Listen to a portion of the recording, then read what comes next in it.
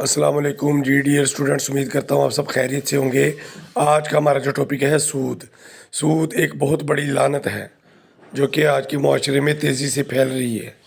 قرآن پاک میں ارشاد ہے، یا ایھا الذین آمنوا اتقوا اللہ وذروا ما بقی من الربا ان کنتم مؤمنین فإن لم تفعلوا فأذنوا بحرب من اللہ ورسولہ۔ اے ایمان والو، اللہ سے ڈرو اور چھوڑ دو جو کچھ سود میں سے باقی رہ گیا اگر تم مومن ہو، پھر اگر نہیں چھوڑتے تو تیار ہو جاؤ لڑنے کو اللہ اور اس کے رسول صلی اللہ علیہ وسلم سے۔ حدیث کی روشنی میں سود کا ایک درہم جس کو آدمی جان بوجھ کر کھاتا ہے 36 بار زنا سے زیادہ گناہ رکھتا ہے۔ سود کو عربی زبان میں ربا کہتے ہیں۔ سود کا معنی ہے قرض دے کر اس پر مشروط اضافہ یا نفع لینا، جیسے 1000 روپے کسی کو قرض دینا اور دیتے وقت یہ شرط لگانا کہ 1000 کی بجائے 1500 روپے دینے ہوں گے۔ یہ اضافی 500 روپے کا شمار سود میں ہوگا۔ قرض دے کر مقروض سے روپے پیسے کے علاوہ دیگر کوئی فائدہ لینا بھی سود ہے، جیسے کسی کو قرض دیا اور اس سے اس کا مکان لے لیا اور اس مکان میں رہائش اختیار کر لی، لیکن اس کا کرایہ ادا نہ کیا، یا کرایہ دیا لیکن کم دیا، یہ بھی سود کی ایک شکل ہے۔ کسی سے غلہ وغیرہ ادھار پر لیا لیکن جب واپس کیا تو جتنا لیا تھا اس سے زیادہ واپس کیا، یہ بھی سود ہے۔ جیسے کسی سے 5 کلو گندم لی لیکن جب واپس کی تو 6 یا 7 کلو واپس کی، یہ بھی سود کی ایک شکل ہے۔ قرآن پاک میں ارشاد باری تعالیٰ ترجمہ، اے ایمان والو، کئی گناہ بڑھا چڑھا کر سود نہ کھاؤ اور اللہ کی نافرمانی سے ڈرو تاکہ تم فلاح پاؤ۔ اللہ تعالیٰ نے خرید و فروخت کو حلال اور جائز جبکہ سود کو حرام قرار دیا ہے۔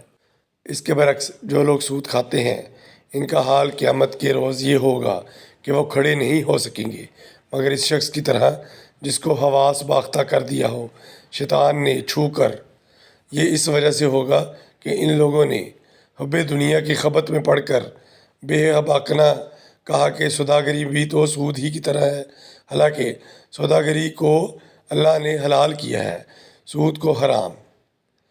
آیت کا ترجمہ ہے، اللہ تعالیٰ سود کو مٹاتا ہے اور صدقے کو بڑھاتا ہے، اور اللہ تعالیٰ کسی ناشکرے اور گناہ گار سے محبت نہیں کرتا۔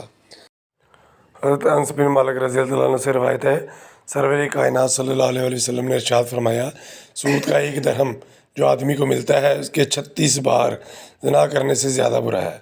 حضرت ابو ہریرہ رضی اللہ عنہ سے روایت ہے، رسول اللہ صلی اللہ علیہ وسلم نے ارشاد فرمایا، معراج کی رات میرا گزر ایسی قوم پر ہوا جن کے پیٹ گھروں کی مانند بڑے تھے اور ان میں سانپ تھے جو باہر سے نظر آ رہے تھے۔ میں نے جبرائیل علیہ السلام سے ان لوگوں کے بارے میں دریافت فرمایا تو انہوں نے عرض کی، یہ وہ لوگ ہیں جو سود کھاتے تھے۔ حضرت جابر بن عبداللہ رضی اللہ عنہ سے روایت ہے، حضرت سید المرسلین صلی اللہ علیہ وسلم نے سود کھانے والے، کھلانے والے، سود لکھنے والے اور اس کی گواہی دینے والے پر لعنت فرمائی اور فرمایا کہ سب اس گناہ میں برابر ہیں۔ اللہ تعالیٰ نے سود کو حرام قرار دیا ہے، لیکن اگر کوئی شخص اپنا مال کسی حلال کاروبار میں لگا کر نفع کمانا چاہے تو اسے بھی منع نہیں کیا گیا۔ کسی انسان کو اس کی ضرورت اور مجبوری کی حالت میں قرض دینا بہت فضیلت کی بات ہے۔ اللہ تعالیٰ کی رضا کے لیے کسی انسان کی ضرورت پوری کرنے کے بغیر نفع کے جو قرض دیا جاتا ہے اسے قرض حسنہ کہتے ہیں۔ صدقے کی طرح قرض حسنہ بھی ایک نیکی ہے۔ صدقے میں دیے پیسے واپس نہیں لیے جاتے جبکہ قرض حسنہ میں وہ پیسے واپس۔ حضرت عمر فاروق رضی اللہ عنہ کا معمول تھا کہ وہ کسی کو قرض دیتے، جب وہ واپس کرنے آتا تو اسے قرض معاف فرما دیتے۔ کسی نے اس وجہ پوچھی تو فرمایا، پہلے میں نے قرض کا ثواب حاصل کرتا ہوں، پھر صدقے کا ثواب بھی پا لیتا ہوں۔ ہمیں چاہیے اپنی زندگی میں ہمیشہ حلال مال کمائیں۔ ہمارے پیٹ میں اترنے والا لقمہ بھی حلال کا ہونا چاہیے، ہمارے جسم پر لباس بھی صرف اور صرف حلال مال کا ہونا چاہیے۔ مال حلال میں اللہ تعالیٰ نے برکت بھی رکھی ہے اور سکون بھی۔ حرام طریقے سے کمایا گیا مال نہ صرف دنیا میں بے سکونی، پریشانی اور بے برکتی کا ذریعہ بنتا ہے بلکہ آخرت میں بھی اس کا سخت حساب ہوگا۔ جزاک اللہ۔